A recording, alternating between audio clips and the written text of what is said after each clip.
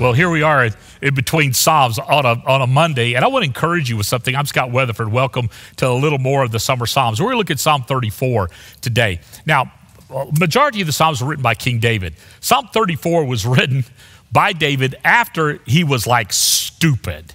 Now, David had a few stupid things in his life. And I won't take time to talk about these, but one of the things he did really stupid was that he decided he was going to go work for the Philistines. What? Yeah, he had killed Goliath of Gath, who was a Philistine, a great army victory for the Hebrews. Now, he was on the run from Saul, so he goes to be a mercenary with Abimelech, who was the king of the Philistines. And he's living there with them, and it's just stupid. Now, David goes through this series of about a year and a half where he writes no Psalms. His spiritual life is in the toilet because he's not where he's supposed to be, doing what he's supposed to do. Then his family is abducted at Ziklag, and then he comes to his senses. And in that coming to his senses, he writes Psalm 34.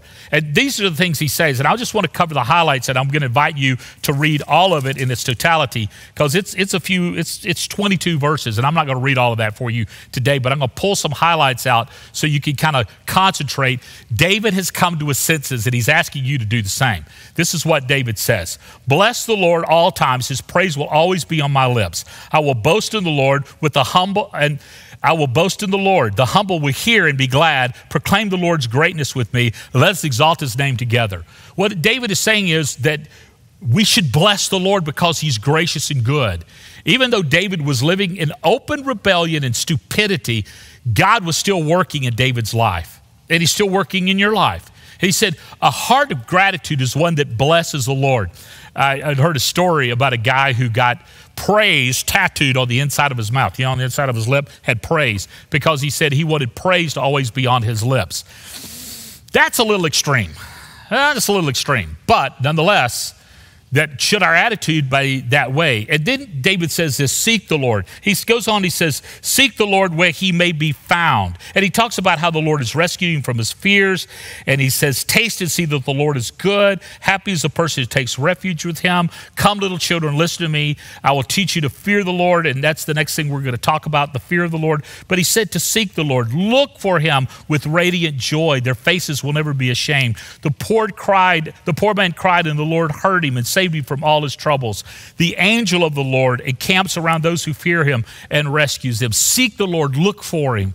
And then he says, fear the Lord. Now that doesn't mean, oh, I'm scared of the Lord. No, that's not what that means. What fearing the Lord means is a reverence and an awe and a respect for who he is. And this is what the fear of the Lord does. And this is how it's displayed. It's displayed through your behavior, that you respect and honor the Lord because you follow his laws and decrees. You give yourself to God and live in his righteousness, not because you have to, because this is who you are. You live with him. You desire what is good and not what is evil. That you speak truth from your heart, not lies. And then you pursue what is right. David, when he wrote this psalm, he was coming out of a season where he did not pursue what was right. He actually pursued what was wrong. And finally, David says to trust the Lord.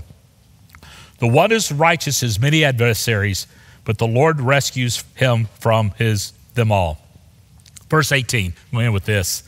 The Lord is near to the broken heart. He saves the crushed in spirit. That's who God is. So in this week, as you go forward, seek him, bless him, trust him, and depend upon him. And you will find him to be the God who comforts you in all seasons of life.